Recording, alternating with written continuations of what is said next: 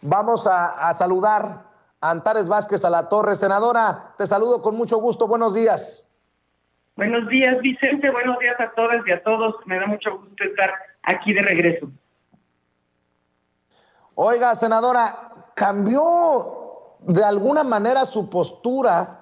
¿Se radicalizó, si me permite la expresión, su postura? Porque recuerdo que hace unos días hablábamos y me decía, no es tan importante, Ricardo Monreal. Ahora, con lo que publica el periódico Reforma, señala que usted sí estaría dispuesta a que por lo menos se discuta la posibilidad de que deje de ser líder de la bancada de Morena en el Senado, Ricardo Monreal. Cuénteme.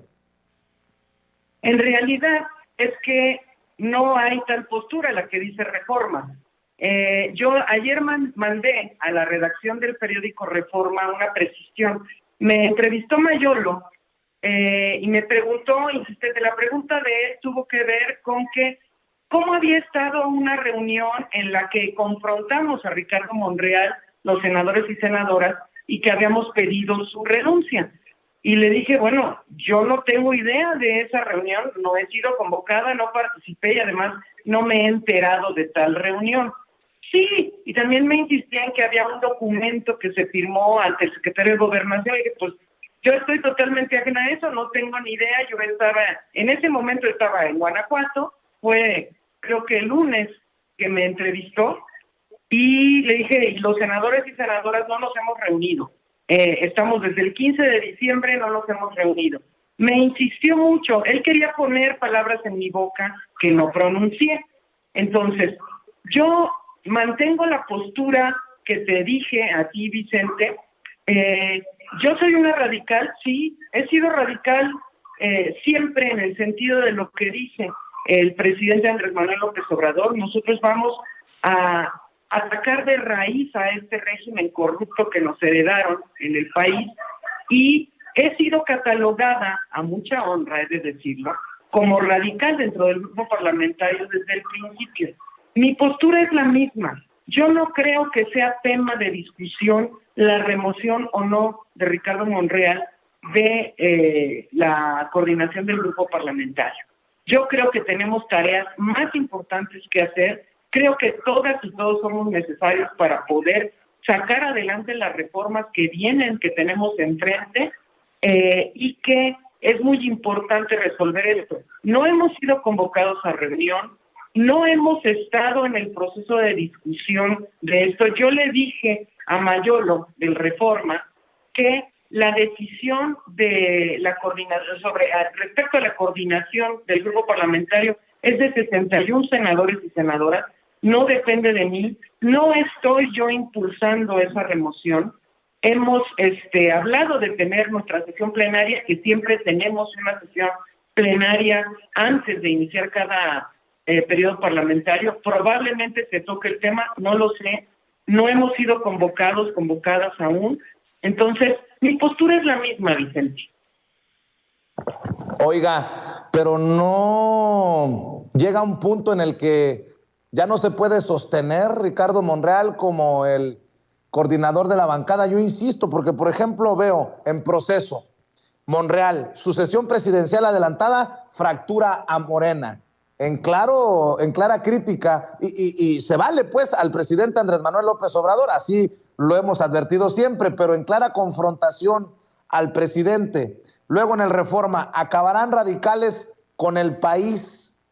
Y ya escuchábamos al presidente Andrés Manuel López Obrador el lunes, antes de aislarse por su contagio de COVID-19, pues ser muy claro, es más, durísimo contra el posicionamiento de Ricardo Monreal, que hay que definirse. Y si Ricardo Monreal no está definido hacia la izquierda, si no se asume como radical, pues está medio extraño que el líder de la bancada esté en esta situación de tibieza, ¿no?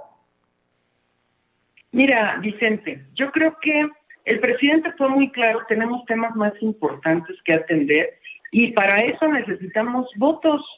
Eso yo ya te los había comentado aquí en tu programa, a quienes nos escuchan. Necesitamos votos. Para varias reformas, todas las que son constitucionales, necesitamos incluso 2/3 partes del Senado. Yo creo que hay una intentona de la prensa esa, que ya sabemos, del Reforma, del proceso, de todos esos, por fracturar realmente, por reventar al gobierno de Andrés Manuel desde donde se pueda. Y aprovechan, por supuesto, las declaraciones de Ricardo Monreal al respecto. Entonces, yo creo que es más importante lo otro. Todo lo demás acaba siendo grilla y no es útil en este momento. Yo creo que no debemos sumarnos a la intentona. Te digo, ahora sí lo viví yo directamente con esa nota de Reforma, que además el encabezado es perfectamente perverso, o sea, para ponerme a mí en una confrontación abierta con Monreal y a ver, hacer los bandos, y no es cierto, no es cierto. Entonces, tenemos que ver con madurez el asunto, sí, y tenemos que hacer lo que convenga para nuestro movimiento. Eso va a suceder, que no tengan duda, va a suceder.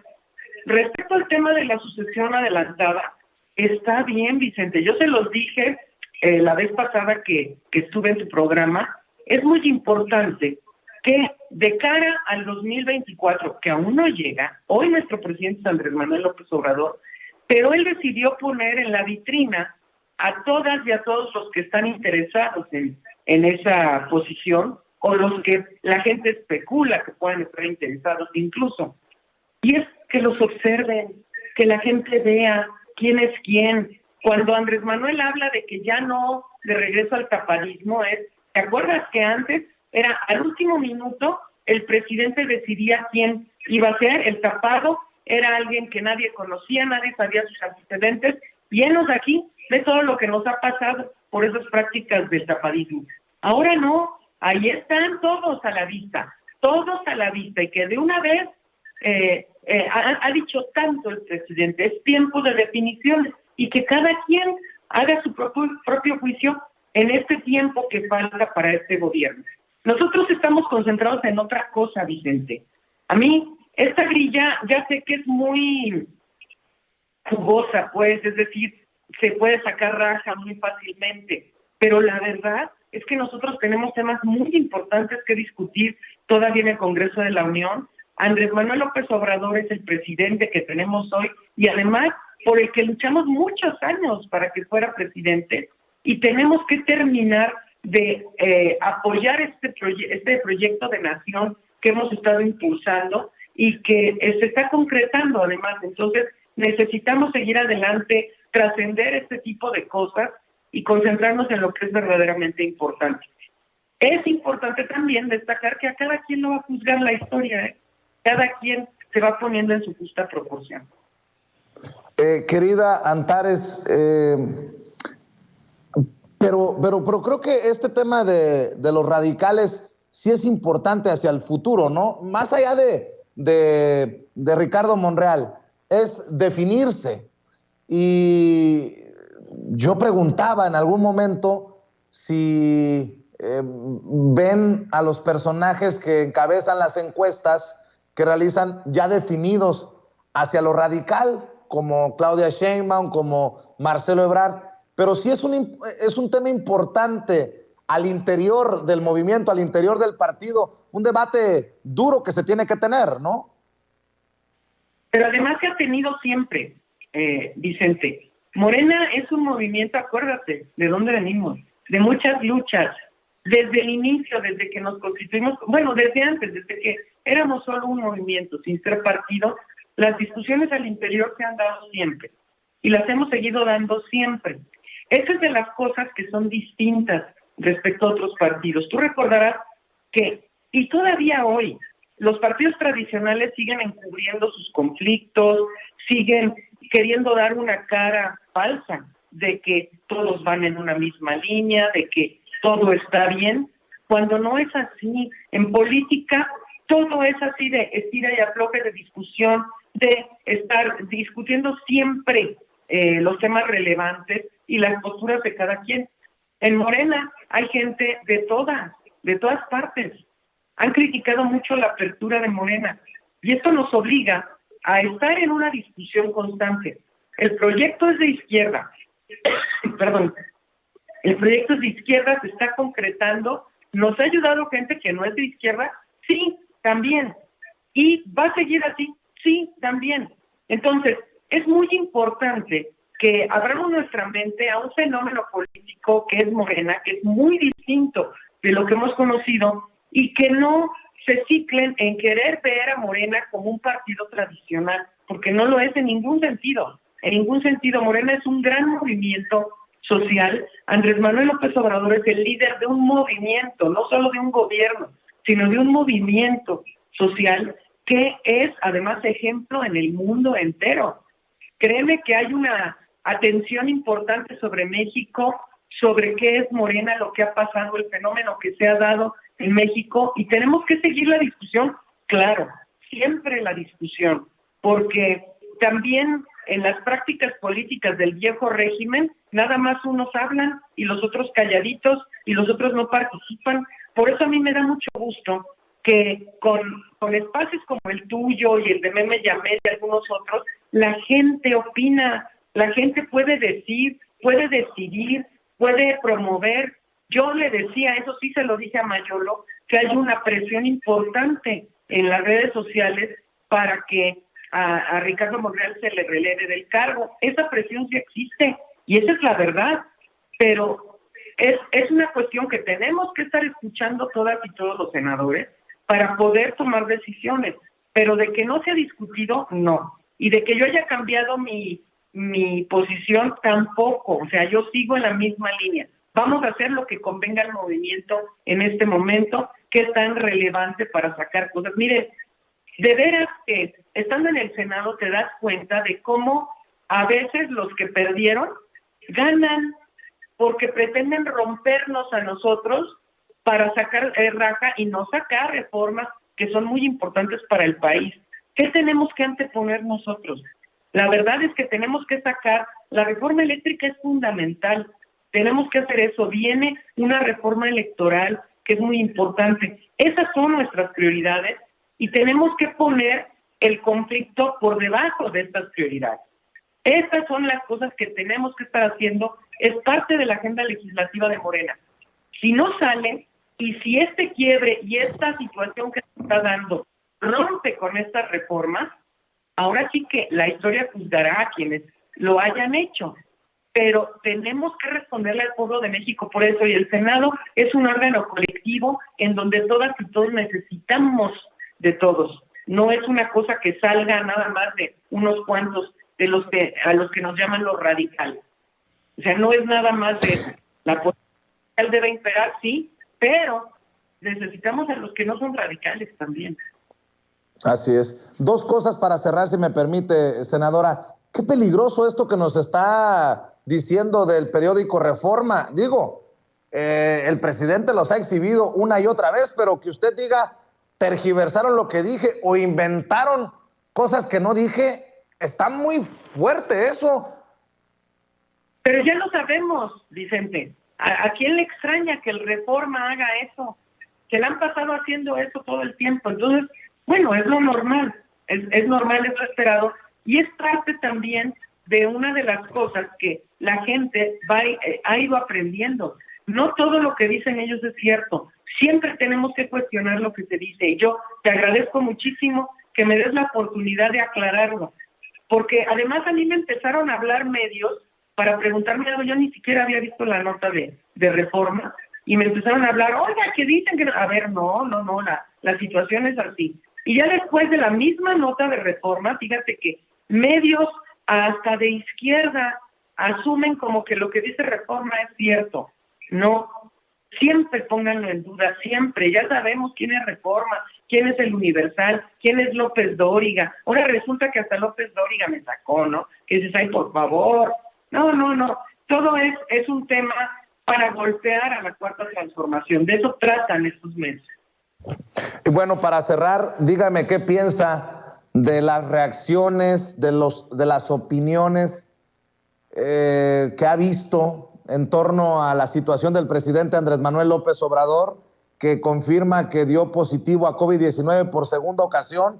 Y bueno, pues ya hemos visto desde deseos de muerte hasta burlas, hasta reclamos, no lo bajan de covidiota, híjole, y lo llaman todavía dictador, pues qué mal dictador es López Obrador, que la gente puede decir cualquier cosa sobre él y no les pasa nada, pero qué mezquinos, ¿no? Cuando está de por medio la vida, la salud de una persona, por más que la odien, por más que les caiga mal. Dame tu opinión, senadora. Eso es mezquindad, es una gran mezquindad. Y además, una diferenciación, fíjate, en Guanajuato se le lanzaron con todo y lo criticaron por salir en la mañanera sin cubrebocas. Pero ¿qué crees? El mismo día, antes, estuvo el gobernador de Guanajuato en Irapuato sin cubrebocas, salió en medios y al ratito dijo que era positivo a COVID, el mismo día. Pero hay un rasero diferente para la crítica.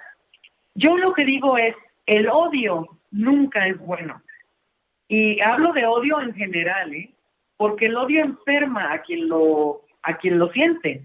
El odio, más que afectar a Andrés Manuel, afecta a quienes le expresan el odio, porque habla más de ellos que de la persona a la que odian. Entonces yo le sugiero al auditorio que no odien ni a los de la derecha. Hay que tenerlos en su justa proporción, pero la verdad es que desearle la muerte a alguien es mezquino. Nadie tiene derecho a eso. Nadie tiene derecho a lanzarse con odio ante nadie, porque el odio promueve violencia, sea en un sentido o en otro. Entonces, hay que mantener la calma y tenemos que poner a la gente en su justa proporción. Todos esos haters que te aparecen en las redes sociales, a ti te siguen muchos, a mí también. Esos haters, la verdad, ni escucharlos porque te enfermas del alma y eso no conviene. Querida Antares Vázquez Alatorre, siempre admirada, siempre respetada, te agradezco que hagas la aclaración, te agradezco que nos regales este tiempo para la audiencia de Sin Censura. Y nada más para cerrar, ¿en dónde te sigue la gente para aclaraciones, información y todo lo que tenga que compartir con la gente, Antares? En mis redes sociales, para que me sigan en Twitter, @AntaresVazAla, y en Facebook como Antares Vázquez Alatorre, en Instagram también como Antares Vázquez Alatorre, para que estén ahí al tanto. Pues te agradezco, senadora, estamos al pendiente y nos vemos pronto. Muy bien, muchas gracias, saludos a todas y a todos. Gracias, la senadora de Guanajuato por Morena, Antares Vázquez Alatorre, aclarando y hablando sin censura. Y ya que estaba la senadora abordando el tema de la discriminación, mire, leí hace un rato a Manuel Pedrero y dije, entonces no ando tan perdido. También ya se dio cuenta Manuel. Le empezaron a hacer una campañita a Javier May Rodríguez, nuevo titular, nuevo director de Fonatur, nuevo encargado del Tren Maya, que me parece que es otra de estas campañas de la oposición pedorra, de la oposición racista, de la oposición discriminadora y clasista, que hay que señalar. Podemos criticar a Javier May, claro que tenemos que criticarlo, tenemos que señalarlo si algo se hace mal, pero de ahí a entrarle a cuestiones clasistas y discriminadoras me parece muy bajo.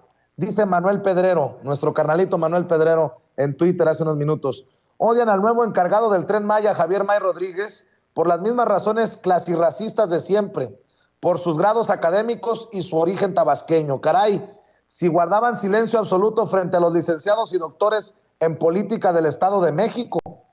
Javier May Rodríguez es un personaje histórico, fue el primer presidente municipal de Morena a nivel nacional allá en 2015 cuando ganó Comalcalco. Como comalcalquense es un orgullo ver llegar lejos a los nuestros debido a su compromiso social y no a conexiones como la oposición. Bueno, pues desde la oposición un calderonista, y solo rescatándolo como ejemplo, Max Kaiser, este asesor, que además estuvo en el gobierno panista de Calderón, escribe, el nuevo encargado del Tren Maya, Javier May, tiene como máximo grado de estudios preparatoria, pero nació en Tabasco y eso es todo lo que se requiere en este gobierno. Hijo de la chingada. Precisamente como tabasqueño también tiene mucho que aportar Manuel Pedrero, a quien saludo con mucho gusto. Manuel, pues andan desatadas las aves de rapiña, los opilotes. Te abrazo, Manuel. Te abrazo, Vicente. Buenos días en este miércoles 12 de enero del año 2022. Y en efecto, la oposición, la comentocracia, los intelectuales, los exfuncionarios, los exvoceros, todo lo que fueron los ex del poder, pues andan con una aversión terrible hacia los tabasqueños, cacería por la comentocracia de los tabasqueños, pero te diré algo, a mí la verdad me da mucho gusto que lo único que tengan que hablar sea del origen, porque más allá no podrán hacer un señalamiento claro, fuerte, de un acto de corrupción, de un acto de mala administración. Y es que estamos viviendo la tabasqueñización de la política mexicana, obviamente encabezada por Andrés Manuel López Obrador, originario de Macuspana, pero es que estamos repartidos por todo el gabinete. Javier May Rodríguez, hasta hace poco exsecretario del Bienestar, ahora será el director de la Fonatur, se encargará principalmente del Tren Maya, el secretario de Gobernación, Adán Augusto López Hernández, el director de Pemex, ¿no? Octavio Romero Peraza. Entonces, vamos a tener varios aspectos tabasqueños, prospectos no solamente dentro del gabinete o de las máximas esferas de las instituciones, ya sean de compañías del Estado o de administraciones dentro de las secretarías de Estado, sino también en subsecretarías y divisiones. Realmente estoy muy contento de que Tabasco tenga esta presencia a nivel nacional, pero quien no está contento es la oposición y obviamente esto va a generar estas críticas clasirracistas. Me gustaría decir que son críticas, pero yo creo que lo apropiado sería corregir. No son críticas, son ataques, porque ven que el ataque aquí va dirigido hacia los grados académicos de, en esencia, el personaje Javier May Rodríguez. Javier May Rodríguez, en efecto, tiene estudios académicos hasta preparatoria y debido a eso, aún así, debido a eso, llegó a ser 2 veces presidente municipal de Comalcalco, Tabasco, fue diputado, fue presidente estatal de Morena aquí en Tabasco, eventualmente llegaría al gobierno federal con la llegada del presidente Andrés Manuel López Obrador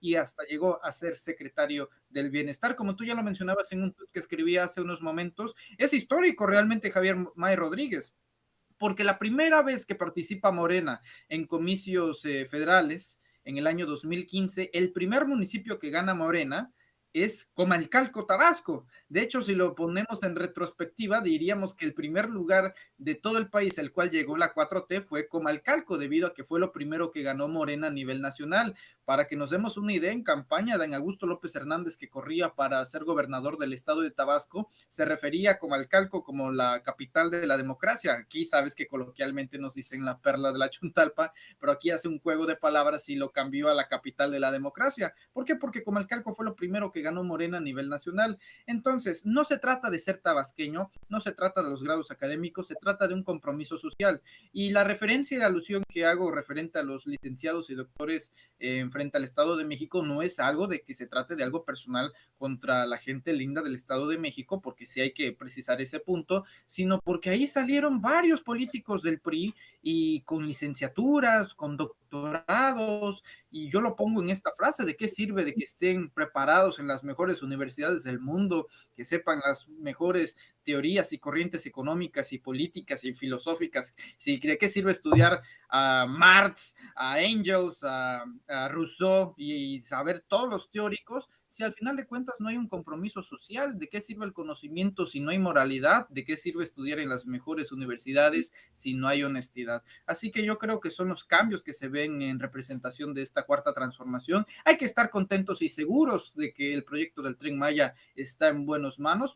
En especial me siento cómodo con este nombramiento a Javier May Rodríguez y con los otros movimientos también, porque no fue el único, pero esto obviamente causa una animadversión por la gente de Tabasco y por los políticos tabasqueños, pero se les olvida que Tabasco históricamente ha tenido un papel fundamental en toda la República Mexicana. El origen de México se encuentra en Tabasco. El último vicepresidente de este país fue tabasqueño, José María Pino Suárez. Uno de los principales poetas y escritores, Carlos Pellicer Cámara, fue tabasqueño. Podríamos seguir así con mucho más en todos los ámbitos de la vida, la música, chicoches, podríamos dar y regalar aquí en Tabasco, pero la verdad que justo en el terreno político, deberíamos estar contentos por el nombramiento de Javier May Rodríguez. Y me sorprende que todavía tenga vuelo una opinión tan discriminadora como la de Max Kaiser, diciendo que solamente le dio para la preparatoria a Javier May. Pues o sea que entonces si por pobreza, por cualquier situación, tú no puedes estudiar esta preparatoria, de acuerdo a una élite, a un círculo, tú no tienes derecho a brillar en este país, mi querido Manuel Pedrero. Así lo entiendo. Ese es el pensamiento panista, calderonista de Max Kaiser, ¿no? Es que ese es el pensamiento de la meritocracia. Piensan que los méritos automáticamente significan recompensas. Entonces, estos personajes que presuntamente, y digo presuntamente porque se las dan de muy sabiondos y estudiosos y eruditos, pero la mayoría de ellos, bueno, si estudias en privadas, tienes las oportunidades que quieras mientras tengas un poder adquisitivo ilimitado. Puedes estudiar y reprobar las veces que quieras y aún así decirte que vas a salir como la octava maravilla en el mundo estudiantil. Pero ellos ven una visión meritocrática, Vicente. Ellos piensan que entre más preparación, más esfuerzo, pues más. Y no necesariamente tiene que ser así. Yo estoy convencido de que los estudios es parte fundamental de la vida para ejercer y sobre todo en la administración pública. Pero pensar que es exclusivamente nada más esa atribución la que se necesita para ser político, ahí caemos en un gran error. Y esto, bueno, este personaje Max Kaiser, que te diré que debido al nivel de estupideces que escribe en Twitter, yo prefiero un poco de sanidad mental y silenciar este tipo de cuentas. Me llego a enterar después de que se comparte al grado de su estupidez del mismo estilo que Chumel Torres. Digo, hay cosas que simple quieres bloquear como este tipo de personajes, pero su grado de estupidez, su grado de estulticia e ignorancia, pues hacen que trascienda incluso las barreras digitales. En el caso de Max Kaiser, yo creo que es uno de ellos, y si nos damos cuenta de por qué se hace viral, es porque el respaldo que tiene ese tipo de tweet es el respaldo de la gente que piensa así, y yo creo que aquí está el meollo de todo el asunto. Aquí podríamos discutir tú y yo, querido Vicente, el tema de los méritos, el tema de los estudios, los grados académicos, los universitarios, la preparación que puede tener un político, pero eso es entre tú y yo, que podemos estar dialogando aquí enfrente de la audiencia de Sin Censura. Pero ¿qué pasa con la gente que está convencida de que realmente, si no tienes esos méritos de grados académicos, no estás preparado para desarrollarte en la administración o en el servicio público? Javier May Rodríguez lleva laborando desde el nuevo milenio, desde el año 2000 a 2001, Vicente, siendo diputado, posteriormente, como ya lo mencioné, allá por 2007, siendo presidente municipal de Comalcalco, luego en 2015, luego presidente estatal de Morena, luego secretario del Bienestar, y un factor bastante interesante a considerar en el perfil de Javier May Rodríguez, y es que hasta donde yo recuerde, que ojo, posiblemente me pueda equivocar, pero estoy bastante seguro como para decirlo aquí, es que el único funcionario, el único servidor público que le ha renunciado a Andrés Manuel López Obrador en este sexenio y que Andrés Manuel no ha aceptado su renuncia ha sido la de Javier May Rodríguez. Esto debido a que cuando se encontraba ahí en una subsecretaría justamente del Desarrollo de Bienestar y Medio Ambiente, por unas diferencias que tenía con la secretaria Albores, pues él presentó su renuncia y el presidente López Obrador dijo, no te la acepto por ningún motivo, y eventualmente en esta reconfiguración del gobierno llegaría a ser secretario del Bienestar. Así que Javier May Rodríguez es un personaje bastante apreciado por el presidente Andrés Manuel López Obrador, y para que el presidente Andrés Manuel López Obrador considere que alguien se debe de quedar en su equipo y no simplemente darle el bye bye como a Erendira Sandoval o a Carlos Ursúa o a Arturo Herrera, bueno, habla bastante bien por ello. No todo se trata de grados académicos, no todo se trata de dieces. Si no hay esa moralidad, ese servicio a la patria y a la sociedad de por medio, entonces no sirve de absolutamente nada. Ese conocimiento lo utilizarán de la misma forma que lo utilizaron los tecnócratas, que no es más que el uso del conocimiento para elaborar nuevas y complejas formas de triangular dinero, de lavarlo, de asociarse con el crimen organizado y demás.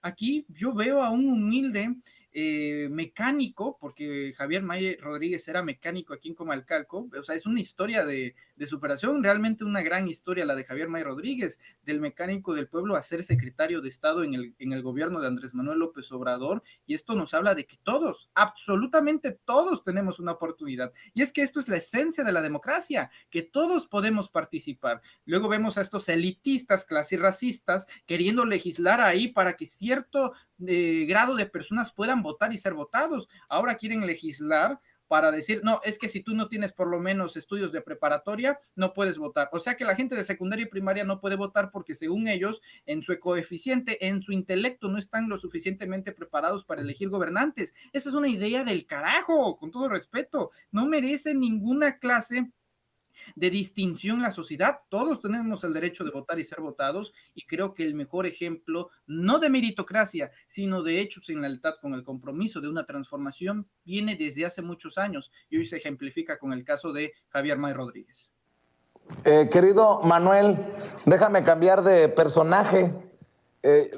Podemos ser críticos de Ana Elizabeth García Vilchis, pero no sé si te diste cuenta la carta que escribió y que publicó ayer Azucena Uresti, la conductora estrella de Milenio TV, luego de ser exhibida la semana pasada en el Quién es Quién de las Mentiras de la Semana en Palacio Nacional, en la mañanera, y hoy vuelve a ser exhibida. Me llama mucho la atención el nivel tan básico de la conductora Azucena Uresti para referirse precisamente a Ana Elizabeth García Vilchis, quien hoy le da hasta con la cubeta, hay que decirlo. Yo no había visto tal vez una contundencia como la de hoy de Ana Elizabeth García Vilchis. Ceci, si tiene el video, el segmento en donde se refiere a la conductora de Milenio, échemelo para darle contexto y que me dé su opinión el querido Manuel Pedrero.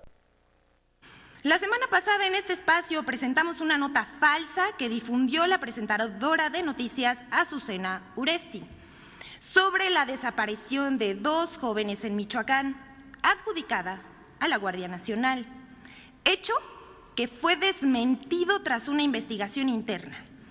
La Corporación Federal aseguró un vehículo que llevaba en su interior armas y chalecos tácticos.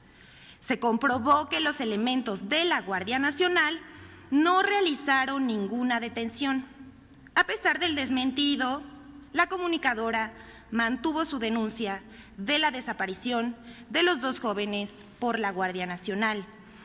Queremos aclarar que hasta el momento no existe una denuncia formal de los hechos que señaló la conductora. Además, la presentadora de noticias Uresti ahora se lanzó contra el gobernador de Veracruz, Cuitláhuac García, cuestionando que una policía habría golpeado con una tabla a una persona detenida en las instalaciones policíacas municipales, como si el gobernador diera las órdenes a la Policía Municipal de Perote. Además, el 3 de enero se difundió que una policía municipal de Perote, Veracruz, golpeó con una tabla de madera en la parte trasera a un supuesto detenido al interior de la comandancia, por lo cual será investigada. El maltrato fue difundido en redes sociales y medios locales, mediante un breve clip que la misma gente habría grabado al respecto y que apenas se conoció. En el video se observa que Rosa María Santos, como fue identificada la oficial, propina 2 tablazos en los glúteos del supuesto arrestado y después se retira. Según se aprecia, ambos estaban al interior de una oficina en la presidencia de Perote. Delfín Ortega Martínez, alcalde que tomó posesión en el cargo el pasado 31 de diciembre de 2021, confirmó que los hechos sucedieron en la comandancia municipal y prometió investigar los hechos. Hasta aquí nuestra sección, pero queremos dejar una reflexión. Esta sección se inició para prestar un servicio al público, de dar cuenta y desmentir las noticias falsas que involucran al gobierno federal. Aquí no se estigmatiza a medios ni a periodistas, solo se citan las mentiras y exponen a los replicadores de falsedades. Si aparecen medios de comunicación y nombres de comunicadores, es con fines didácticos. No hay nada personal. Existe una campaña de desinformación evidente para desvirtuar los proyectos y obras que este gobierno realiza, sea el aeropuerto Felipe Ángeles, el Tren Maya, la reforma eléctrica, los programas sociales, etcétera. Pero a pesar de que defienden intereses económicos o políticos encubiertos o simplemente tienen mala fe, el tiempo pondrá a cada quien en su lugar. Muchas gracias. Gracias, señor secretario. Bueno, dice, no es nada personal García Vilchis, pero Azucena Oresti creo que sí se lo tomó muy personal. Ana Elizabeth García, en lugar de pedir réplica, en lugar de levantarse temprano, ir a la mañanera y decir, a ver, yo vengo a aclarar esto que dijiste de mí por esto, como lo hemos visto ya, escribe una carta en este esfuerzo llamado Opinión 51 y dice, Ana Elizabeth García Vilchis, no te conozco, supe de ti cuando en junio del año pasado se creó la infame sección que cada miércoles conduces titulada ¿Quiénes quieren las mentiras? Solo sé que tienes 32 años, que fuiste coordinadora web en un sitio de noticias y que estudiaste antropología social en la Universidad Autónoma de Puebla, según los datos públicos disponibles. ¿Por qué te escribo estas líneas? Primero, por los infructuosos intentos de entablar una entrevista periodística contigo. Segundo, porque tú te has referido a mí con mentiras desde Palacio Nacional. Y tercero, y lo más importante, porque creo, y ojalá me equivoque, que estás destruyendo tu futuro. No es un escrito en mi defensa, porque afortunadamente mi trabajo y el de mi equipo está a la luz pública, ya habla por mí desde hace casi 2 décadas. Este es un escrito de lo que quisiera decirte si fuera tu amiga, si fuera mi hermana o mi hija, pues cada semana que te veo ahí parada frente a todos desde Palacio Nacional leyendo un guión que no es tuyo, siento tristeza. Mi querido Manuel, pues casi como nos dicen a muchos youtuberos, a muchos tuiteros, a muchos facebookeros, a muchos de los medios tradicionales, somos tan pendejos que nos tienen que escribir los guiones. Y así creo que trata como una tonta a Azucena Oresti, a Ana Elizabeth García Vilchis, quien ayer se publicó la carta, quien hoy le responde con una bofetada con guante blanco.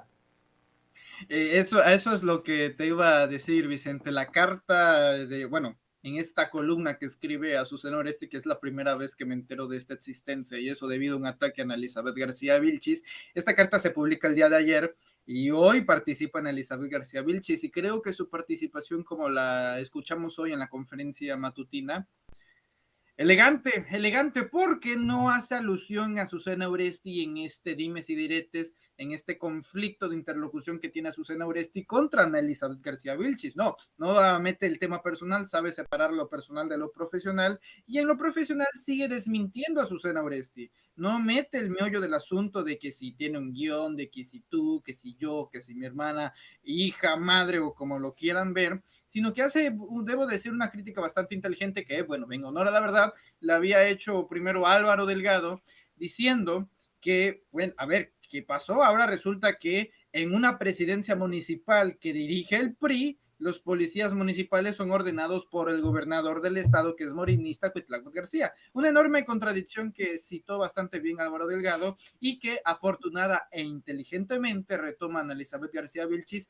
en el hoy quién es quién en las mentiras de la semana, aludiendo en ese caso profesional, debido a un Twitter que puso ahí Azucena Oresti, pues a la conductora de Milenio por parte de Vilchis. Ahora, en el tema de la carta, pues bastante hipocresía y bastante cinismo por parte de Oresti, Vicente. Si nos damos cuenta, al final de la carta la firma diciendo mi sororidad, o sea, en plan, que es este término que, es bastante utilizado por los colectivos feministas, haciendo alusión a una solidaridad, pero en feminista. Bueno, ¿qué clase de feminista ataca con el concepto del feminismo a una mujer diciendo que hay hombres por encima de ella, que hay hombres detrás de ella, que hay hombres que le manipulan, que hay hombres quienes le escriben guiones? Bueno, eso se me hace de lo más machista, si es que vamos a utilizar terminologías usadas por el movimiento feminista, una contradicción de envergadura grande por parte de Azucena Oresti. Mira, fácilmente podríamos voltearle la tortilla. Bueno, ¿para quién trabaja Azucena Oresti? Dudo mucho que sus superiores sean femeninas. Es más, de hecho creo bastante de que son varones. al igual que la gente que le escribe el teleprompter, que esos sí son guiones bastante bien elaborados por parte de Milenio, porque ya sabes que Azucena Uresti sin teleprompter no funciona. Cuando se queda sin teleprompter, ¿qué es lo que hace? Mentar madres en plena transmisión en vivo.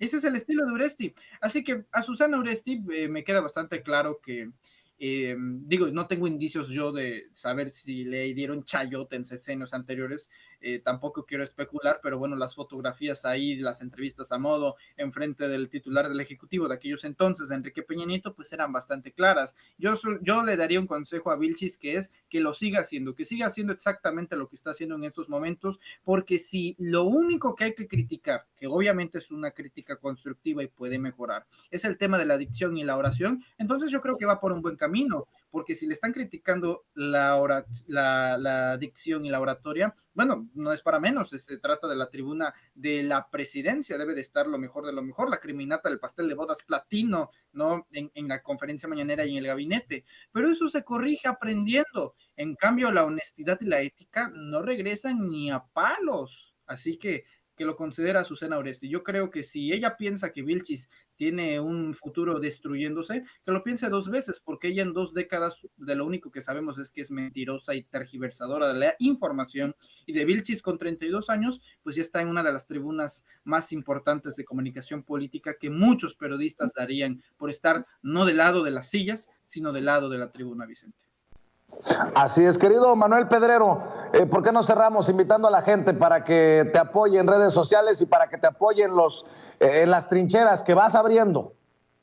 Claro que sí, Vicente. Bueno, invitamos a toda la gente linda de Sin Censura que nos vean a través de los canales de YouTube en Manuel Pedrero, que vayan y que se suscriban a este canal Manuel Pedrero y que no se pierdan a las 4 de la tarde, como siempre, sin máscaras, las transmisiones en vivo que tenemos con nuestro querido Hans Salazar haciendo el resumen del día de hoy con las noticias más importantes, y posteriormente a las 8 de la noche en el Notifierro, ahí con su servidor, programa de 1 hora. Por lo pronto, yo me despido, querido Vicente, te envío un fuerte abrazo, al igual que a Ceci y a toda la producción, al igual que cada miembro de la familia de Sin Censura que nos ve y que nos escucha. Ahí agradecemos bastante el respaldo y arriba el mosimismo, Vicente. Así es, querido Manuel, te mando un abrazo, muchas gracias por acompañarnos, estamos al pendiente, y déjeme saludar también al maestro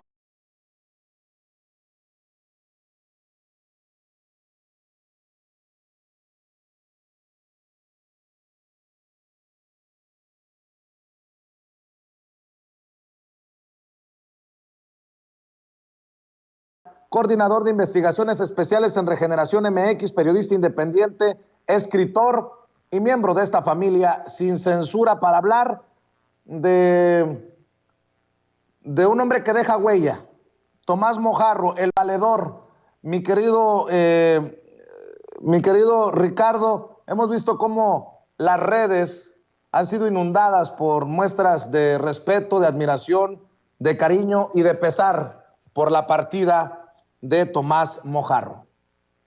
Así es, querido Vicente, público memorioso, y cómo no, estamos de luto en el periodismo y en la literatura mexicana. Ha muerto, como dices, el valedor Tomás Mojarro, un luchador social, además de un gran polemista, un gran ideólogo de la izquierda. Estamos ante la almendra de la injusticia, solía decir este periodista, este escritor, quien murió ayer a los 89 años tras una larga carrera y batalla en pro de los desposeídos. Esto hay que subrayarlo, porque Tomás Mojarro, además de teólogo y filósofo, fue un cronista y un discutidor irreverente a quien siempre le sedujo salir a la calle a mirar y contar sus hallazgos. Durante su ingente carrera periodística y literaria, Vicente, Mojarro intentó dar voz al pueblo, siempre al pueblo, y creyó que todas las facetas del espíritu humano eran posibles y reales en nuestro fustigado país. Era gran lector de Stendhal, el valedor que sentía un enorme hastío por la corrupción en todas sus facetas, en todas sus acepciones. Fue un escritor, o mejor dicho, un pensador que reflexionó sobre la podredumbre que se anidaba en el gigante burocrático estatal que creó el PRI. Tomás, que siempre usó un lenguaje tajante, agrio, ahondó sobre la fermentación burocrática en ese sistema priista y sostuvo con mucho vigor que la corrupción no solo era un problema moral individual, sino también, poniéndose en consonancia con Voltaire, un sistema de sobornos y extorsiones perfectamente aceitado en esa maquinaria priista.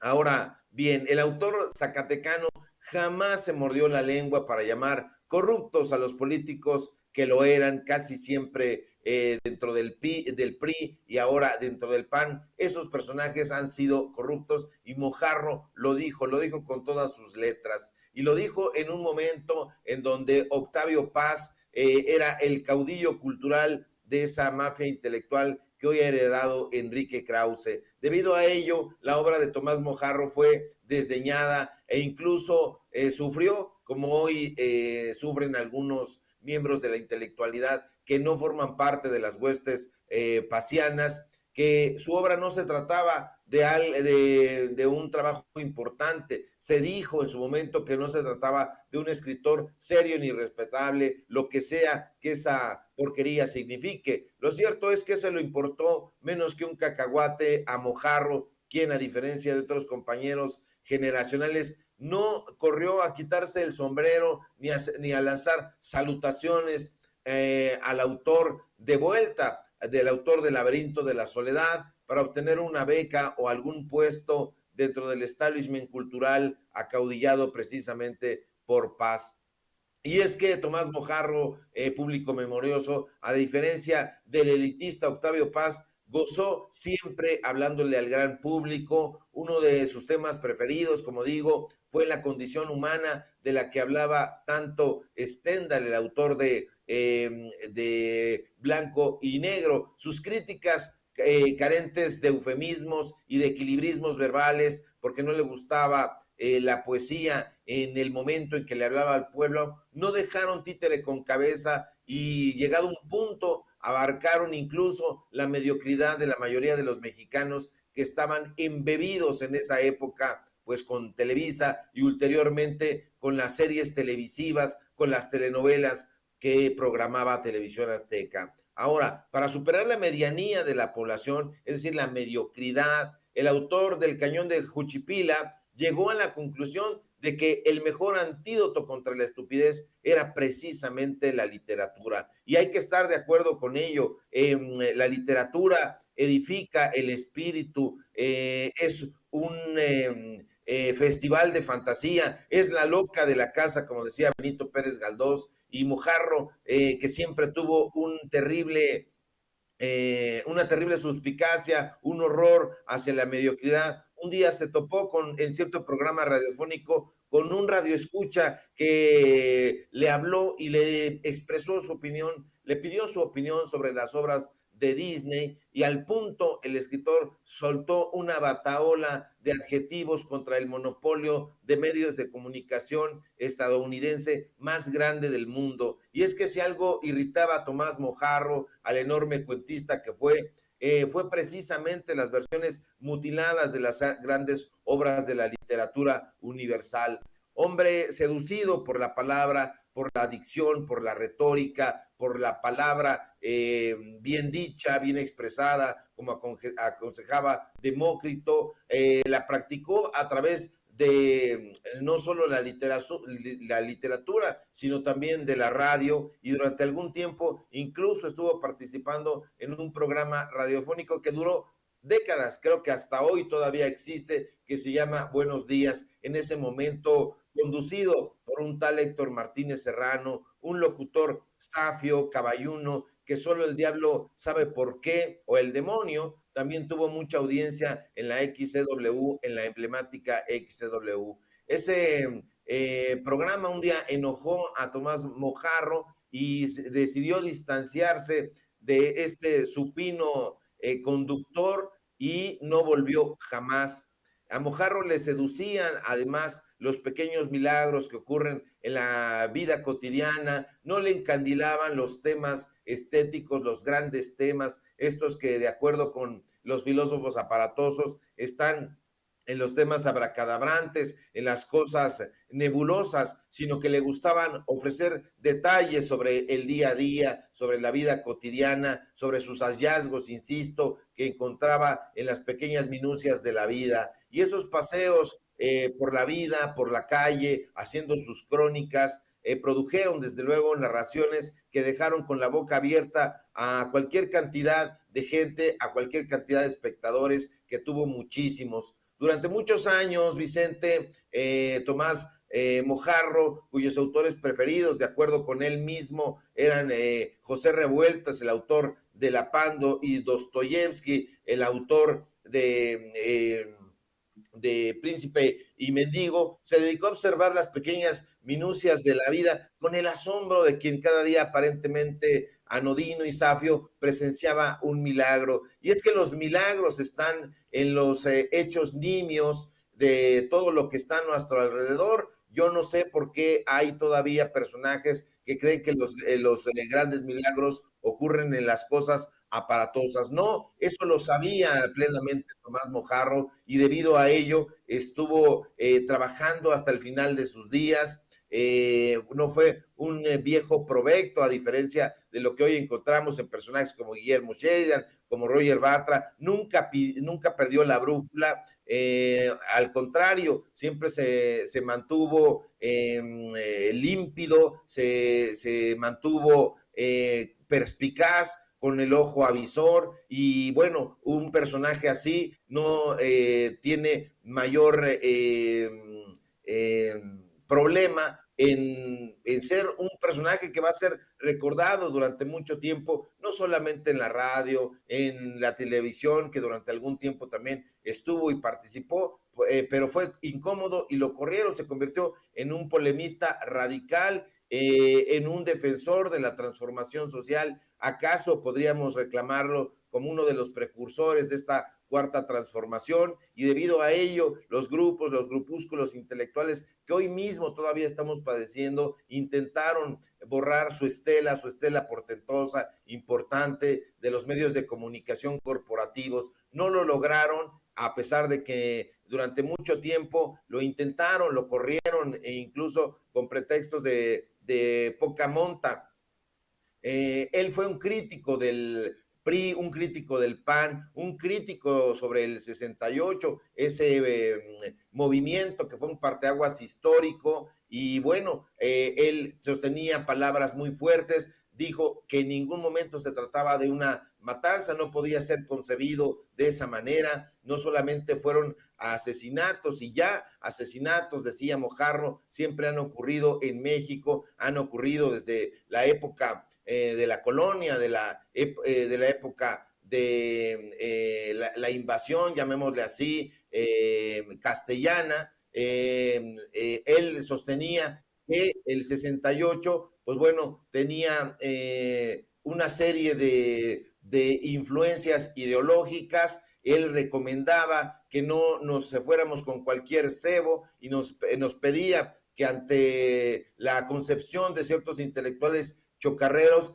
deberíamos de estar muy atentos, no fuera a ser que se tratara de una visión democrático burguesa, de una visión pequeño burguesa, de radicales, etcétera. Siempre tuvo mucha suspicacia por los políticos, a los que llamaba corruptos en toda la extensión de la palabra. Hizo de la polémica un ejercicio cotidiano, irreverente y sin concesiones. Por ello, Tomás Mojarro estará en el paraninfo de los personajes literarios. El valedor, como le decían, fue prueba fehaciente de que la memoria, querido Vicente, es el único paraíso del que jamás podremos ser expulsados. Ay, mi México, decía, ay, mi paisanaje, ay, mi valedor. La literatura mexicana y el periodismo están de luto.